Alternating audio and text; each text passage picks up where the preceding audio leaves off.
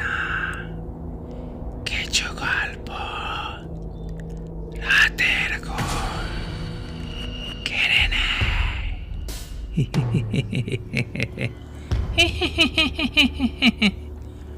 Welcome back, সকলকে জানাই স্বাগতম। সঙ্গে অমিত চ্যানেলটিতে এই মুহূর্তে আমি অমিত। আজকে রবীন্দ্রনাথ ঠাকুরের প্রথম খণ্ড থেকে গল্প কঙ্কাল। শ্রোতাদের কথা চিন্তা করে লেখাটির ভাষা সহজ করে নিয়েছি। শুরু করছি আজকের শ্রুতি গল্প, রবীন্দ্রনাথ ঠাকুরের লেখা কঙ্কাল। আমরা 3 বাল্যসঙ্গী যে ঘরে ঘুমাতাম, তাহার পাশের ঘরের দেওয়ালে একটি আস্ত নরকঙ্কাল ঝুলানো থাকিত। রাতের বেলা বাতাসে তার হাড়গুলো খট খট শব্দ করে নড়ত। দিনের বেলায় আমরা সেই হাড়গুলি নিয়ে নাড়ানাড়ি করতাম। আমরা তখন পণ্ডিত মহাশয়ের নিকট মেঘনাথ বধ এবং ক্যাম্বেল স্কুলের এক ছাত্রের কাছে অস্থিবিদ্যা পড়িতাম। আমাদের অভিভাবকদের ইচ্ছা ছিল আমাদিগকে সহসা সর্ববিদ্যায় পারদর্শী করিয়া তুলবেন। তাহার অভিপ্রায় প্রায় কতদূর সফল হইয়াছে, যাহারা আমাদেরকে জানেন তারা নিকট প্রকাশ করা বাহুল্য, এবং যারা জানেন না তাদের কাছে নিকট গোপন করাই ভালো। তাহার পর বহুকাল অতীত হইয়াছে। ইতিমধ্যে সেই ঘর হইতে কঙ্কাল এবং আমাদের মাথা হইতে অস্থিবিদ্যা কোথায় যেন স্থানান্তরিত হইয়াছে। অল্প দিন হইল একদিন রাত্রেবেলা কোনো কারণবশত আমাকে অন্যত্র ভাব হওয়াতে সেই ঘরে ঘুমাতে হইল। অন্য অভ্যাসবশত ঘুম হইতেছে না। এপাশ ওপাশ করিতে করিতে গির্জার ঘড়িতে বড় বড় ঘণ্টাগুলো প্রায় সবকটা বাজিয়া গেল। যদি ভিডিওটি ভালো লাগে তাহলে তোমরা লাইক, কমেন্ট এবং শেয়ার করো, আর কমেন্ট করে জানাও তোমাদের যদি কোনো গল্প শুনতে ভালো লাগে সেটি।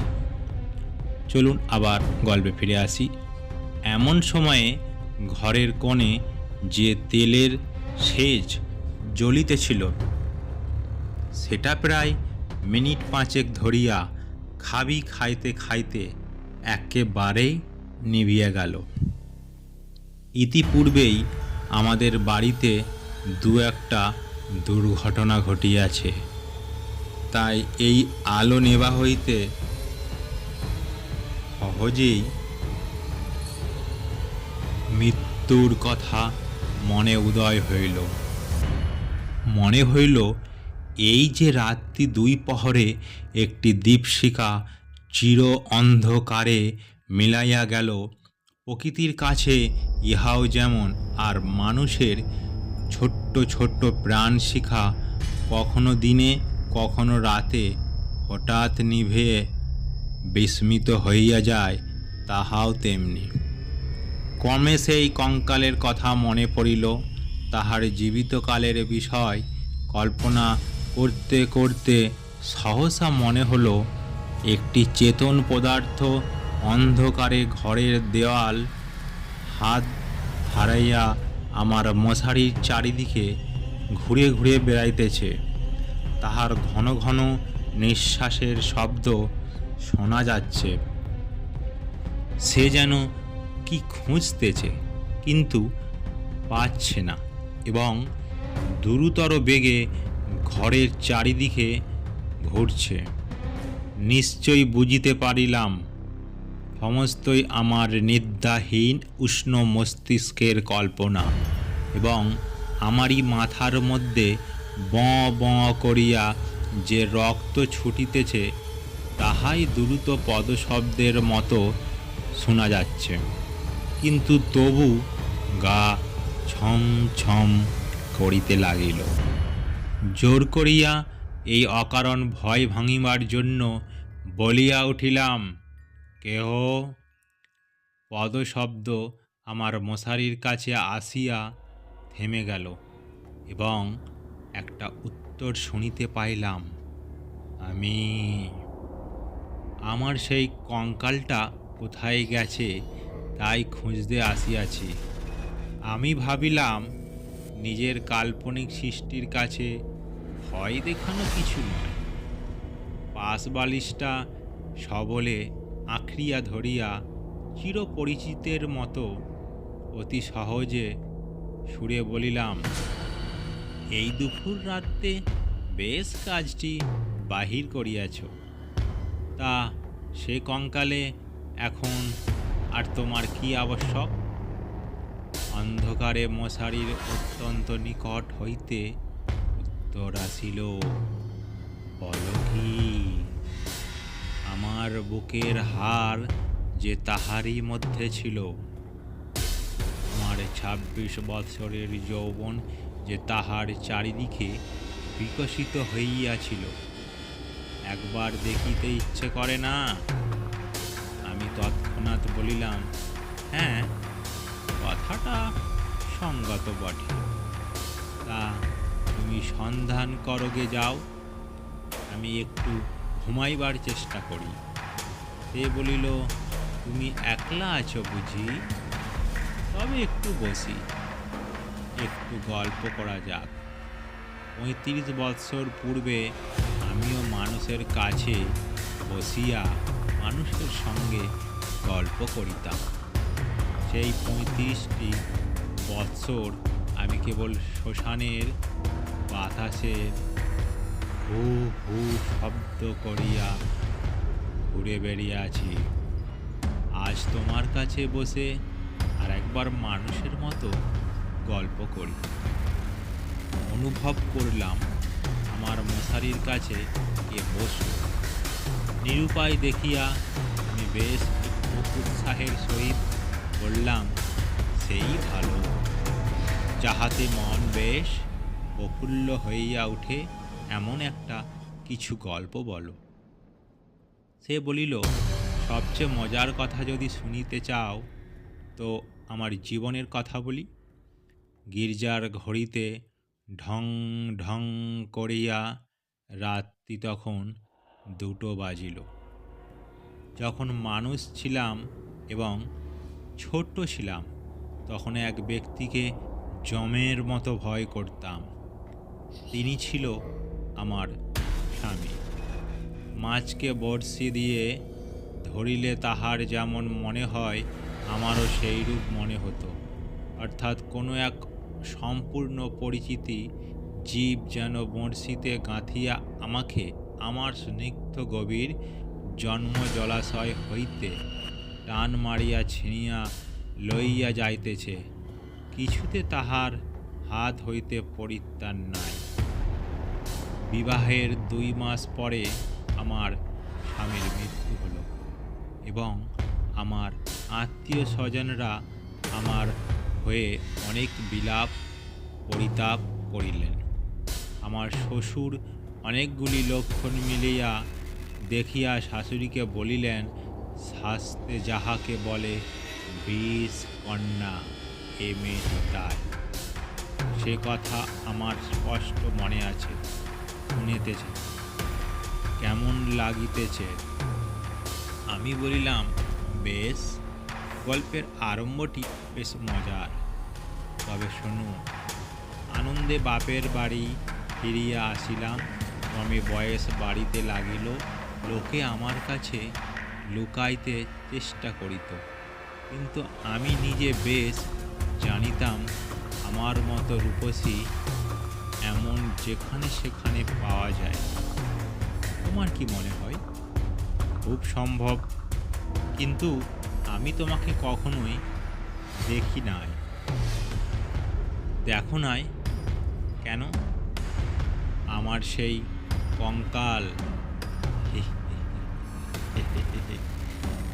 আমি ঠাট্টা কাছে কি করিয়া প্রমাণ করিব যে সেই দুটো শূন্য চক্ষু কঠোরের মধ্যে বড় বড় টানা দুটি কালো চোখ ছিল এবং রাঙা ঠোঁটের উপরে যে মৃদু হাসিটুকু মাখানো ছিল এখনকার অনাবৃত দ্বন্দ্বসার বিকট হাস্যের সঙ্গে তার কোনো তুলনাই হয় না। এবং সেই কয়খানা দীর্ঘ শুষ্ক অস্থিখণ্ডের উপর এত লালিত্য, এত লাবণ্য, যৌবনের এত কঠিন কোমল নিটল পরিপূর্ণতা প্রতিদিন প্রস্ফুটিত হইয়া উঠিতেছিল।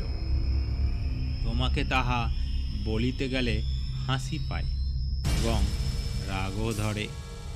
আমার সেই শরীর হইতে যে অস্থিবিদ্যা শেখা যাইতে পারে তাহা তখনকার বড় বড় ডাক্তারেরাও বিশ্বাস করিত না। আমি জানি একজন ডাক্তার তাহার কোনো বিশেষ বন্ধুর কাছে আমাকে কনক চাঁপা বলিয়াছিলেন। তাহার অর্থ এই, পৃথিবীর আর সকল মনুষ্যই অস্থিবিদ্যা এবং শরীরতত্ত্বের দৃষ্টান্ত থল ছিল। কেবল আমি সৌন্দর্যরূপী ফুলের মতো ছিলাম। কনক চাঁপার মধ্যে কি একটা কঙ্কাল আছে?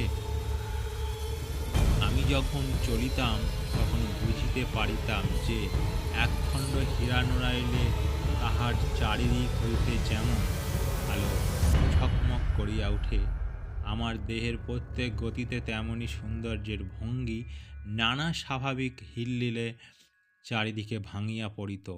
আমি মাঝে মাঝে অনেকক্ষণ ধরে নিজের দুহাতখানি নিজে দেখিতাম।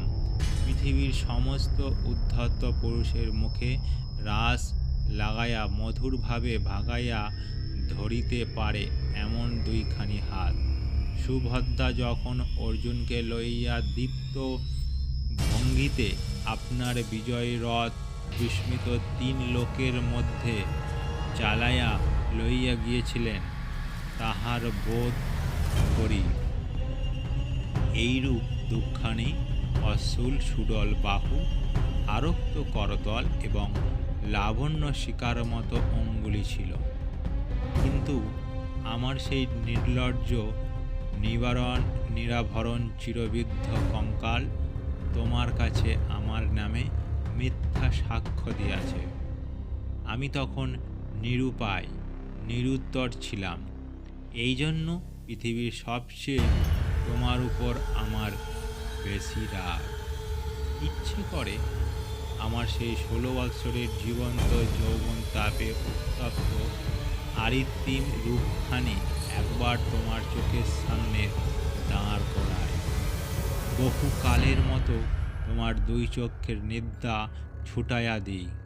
তোমার অস্থিবিদ্যাকে অস্থির করিয়া দেশ ছাড়া করি।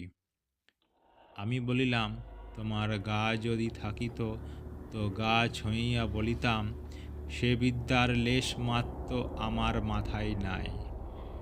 আর তোমার সেই ভুবনমোহন পূর্ণ যৌবনের রূপ রজনীর অন্ধকার পটের উপরে জাজ্জল্যমান হইয়া ফুটিয়া উঠিয়াছে। আর অধিক বলিতে হবে না। আমার কেহ সঙ্গিনী ছিল না। দাদা প্রতিজ্ঞা করিয়াছিলেন বিবাহ করবেন না। অন্তঃপুরে আমি একাই। বাগানের গাছতলায় আমি একা বসিয়া ভাবিতাম, সমস্ত পৃথিবী আমাকেই ভালোবাসিতেছে। সমস্ত তারা আমাকে নিরীক্ষণ করিতেছে। বাতাস ছল করিয়া বারবার দীর্ঘ নিঃশ্বাসের পাশ দিয়া চলে যাচ্ছে এবং যে তৃণাসনে পা দুটি মেলিয়া বসিয়া আছি তাহার যদি চেতনা থাকিত তবে সে পূর্ণবার অচেতন হইয়া যাইত। পৃথিবীর সমস্ত যুবা পুরুষ ওই তৃণপুঞ্জ রূপে দল বাঁধিয়া নিস্তব্ধে আমার চরণবর্তী হইয়া দাঁড়াইয়াছে। এইরূপ আমি কল্পনা করিতাম। হৃদয়ে অকারণে কেমন বেদনা অনুভব হইত। দাদার বন্ধু শশীশেখর যখন মেডিকেল কলেজ হইতে পাস হলো এবং আসিলেন, তখন তিনি আমাদের বাড়ির ডাক্তার হলেন। আমি তাহাকে পূর্বে আড়াল হইতে অনেকবার দেখেছি। দাদা অত্যন্ত অদ্ভুত লোক ছিলেন। পৃথিবীটাকে যেন ভালো করে চোখ মেলে দেখিত না। সংসারটা যেন তাহার পক্ষে যথেষ্ট ফাঁকা নয়। এই জন্যই সরিয়া সরিয়া একেবারে আনতে গিয়ে আশ্রয় নিয়েছেন। তাহার বন্ধুর মধ্যে এক শশীশেখর। এই জন্যই বাহিরের যুবকদের মধ্যে আমি এই শশীশেখরকেই সর্বদা দেখিতাম, এবং যখন আমি সন্ধ্যাকালে পুষ্প তরুতলে সমাগ্রীর আসন গ্রহণ করিতাম, তখন পৃথিবীর সমস্ত পুরুষ জাতি শশীশেখরের মূর্তি ধরিয়া আমার চরণাগত হইত। শুনিতেছ, কি মনে হইতেছে? আমি স্বনিশ্বাসে বলিলাম, মনে হচ্ছে শশীশেখর হইয়া জন্মালে বেশ ভালো হতো। আগে সবটা শোনো। একদিন বাতলার দিনে আমার জ্বর হলো। ডাক্তার দেখিতে আসিল এবং সেই প্রথম দেখা।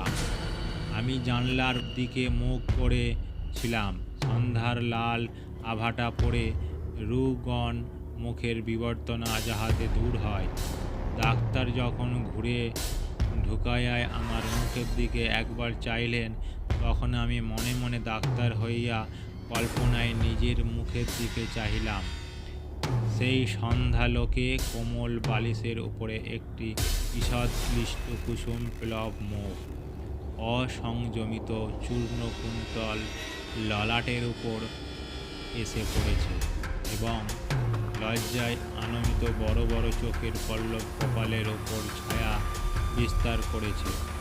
ডাক্তার নম্র মৃদুস্বরে দাদাকে বললেন, একবার হাতটা দেখিতে হইবে। আমি গাত্রাবরণের ভেতর হইতে ক্লান্ত সুবল হাতখানি বাহির করে দিলাম।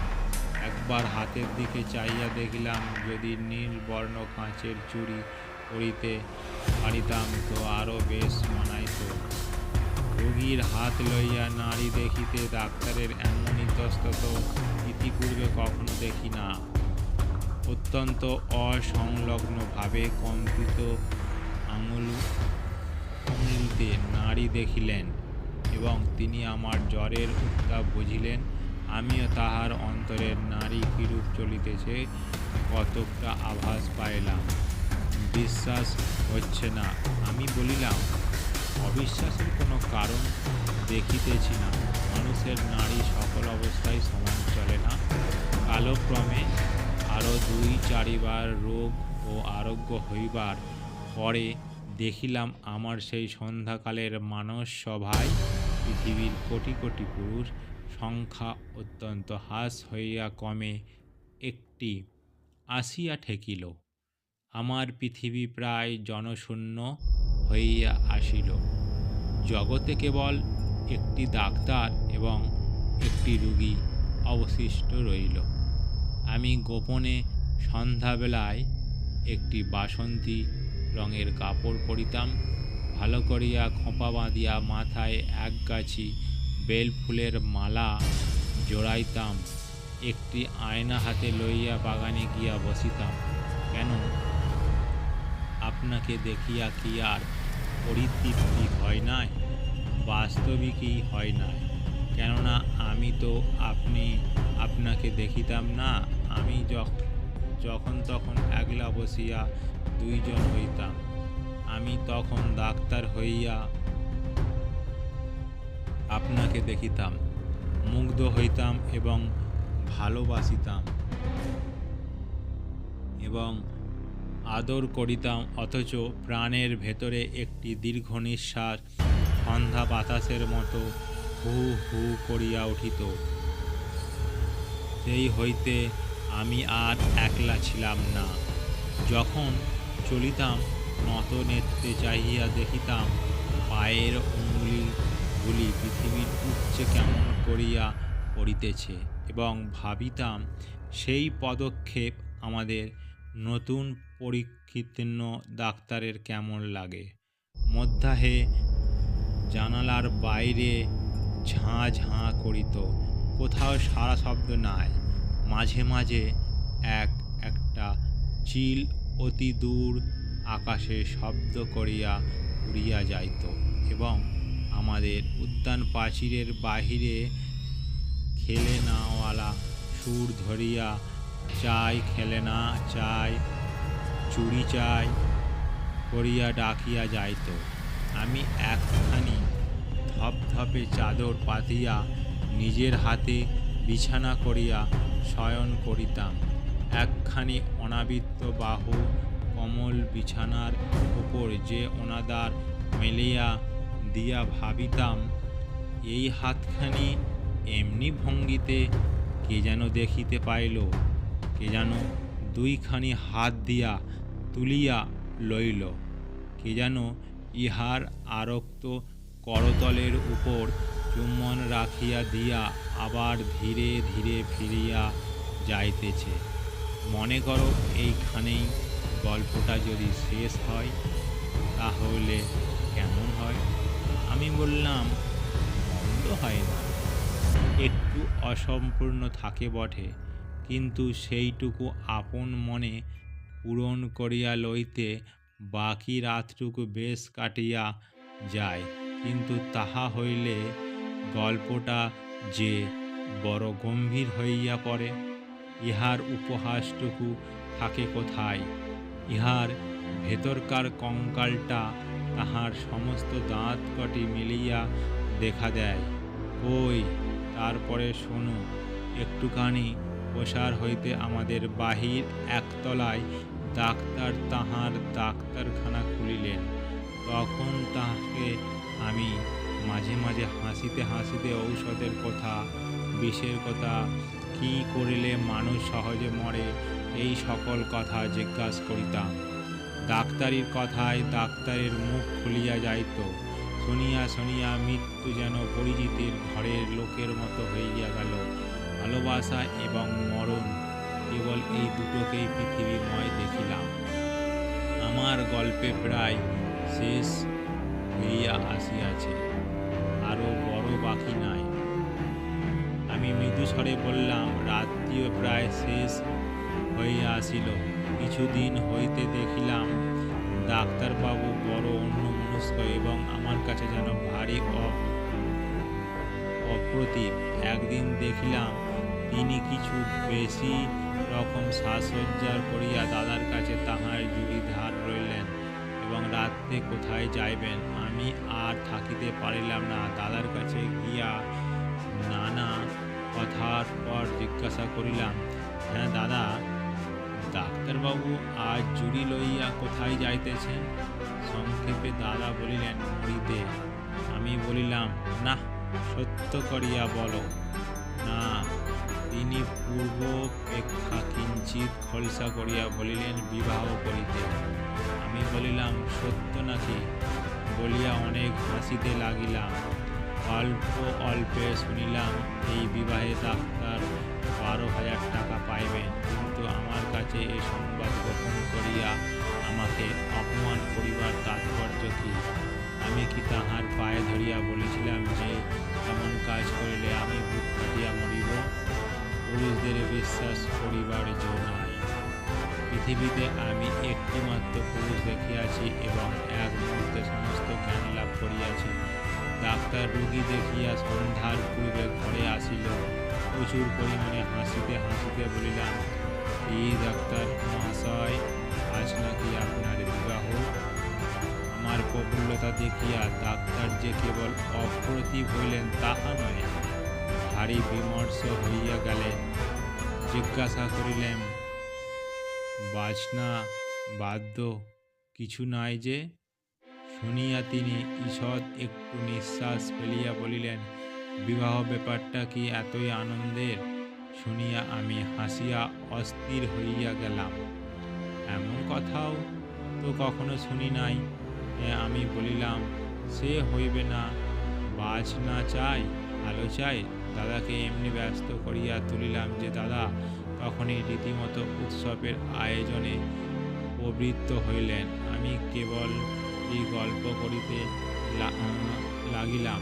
বধূ ঘরে আসিলে কি হইবে, কি করিব?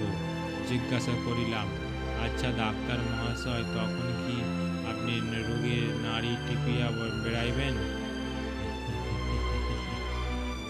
যদিও মানুষের, বিশেষত পুরুষের মনটা দৃষ্টিগোচর নয়, তবু আমি শপথ করিয়া বলিতে পারি, কথাগুলো ডাক্তারের বুকে শেলের মতো বাজিতেছিল। অনেক রাতে লগ্ন, সন্ধ্যাবেলায় ডাক্তারের ছাদের উপর বসিয়া দাদার সহিত 2-1 পাত্র মদ খাইতেছিলেন। দুইজনেরই এই অভ্যাসটুকু ছিল। ক্রমে আকাশে চাঁদ উঠিল। আমি হাসিতে হাসিতে আসিয়া বলিলাম, ডাক্তার মশাই, ভুলিয়া গেলেন নাকি? যাত্রার যে সময় হইয়াছে। এইখানে একটা সামান্য কথা বলা আবশ্যক।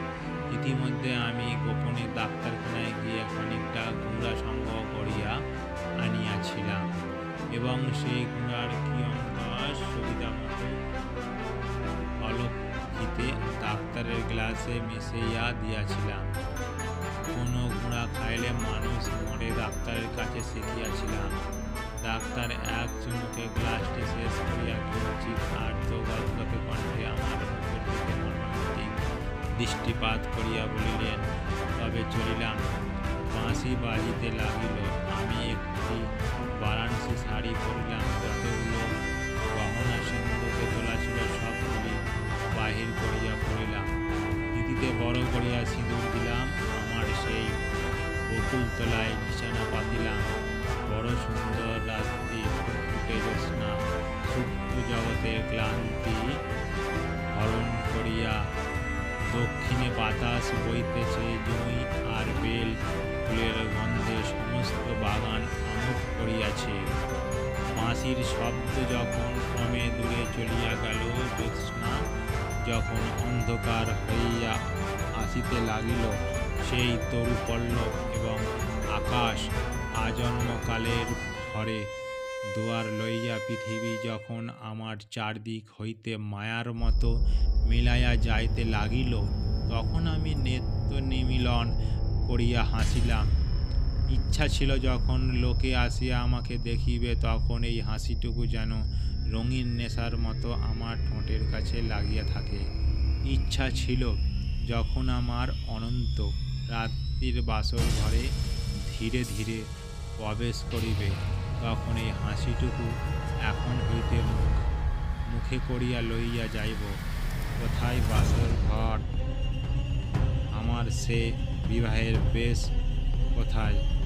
নিজের ভেতর হইতে একটা খটখট শব্দ জাগিয়া দেখিলাম, আমাকে লইয়া 3টি বালক অস্ত্রবিদ্যা শিখিতেছে। বুকের যেখানে সুখ দুঃখ ধুকপুক করিত এবং যৌবনের পাপড়ি প্রতিদিন একটি একটি করিয়া উস্ফুটিত হইত, সেইখানে বেত্য নির্দোষ করিয়া কোনো অস্থির কি নাম মাস্টার শিখাইতেছে। আর সেই যে অন্তিম হাসিটুকু ওষ্ঠের কাছে ফুটাইয়া তুলিয়াছিলাম, তাহার কোনো চিহ্ন দেখিতে পাইয়াছিলে কি? গল্পটা কেমন লাগিল? আমি বলিলাম, গল্পটি বেশ প্রফুল্লকর। এমন সময় প্রথম কাক ডাকিল। জিজ্ঞাসা করিলাম, এখনো আছো কি? কোনো উত্তর পাইলাম না। ঘরের মধ্যে ভোরের আলো প্রবেশ করিল। যদি গল্পটি ভালো লাগে তাহলে শেয়ার করো এবং কমেন্ট করো। গল্পটি আজ এখানেই শেষ করলাম।